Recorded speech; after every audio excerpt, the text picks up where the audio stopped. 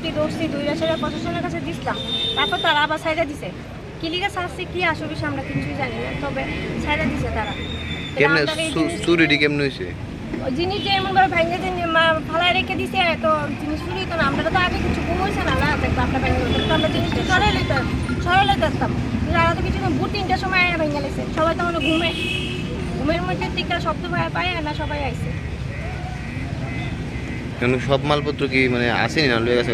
কিছু তো মানে আর্ধেকের বেশি চুরি হয়ে গেছে, বললাম তো ক্লাবের তো আর্ধেকের বেশি প্রয়োজনীয় যা জিনিস চুরি হয়ে গেছে, অপ্রয়োজনীয় জিনিস পড়ে রয়েছে। মানে আমরা একটুই দাবি, আমরা সব মহিলারা মিলে আমরা অনেকটা পূজা করব। এটা তো আজকে পূজা না, এটা অনেক বছর আগের পূজা, এটা আমরা করতাম।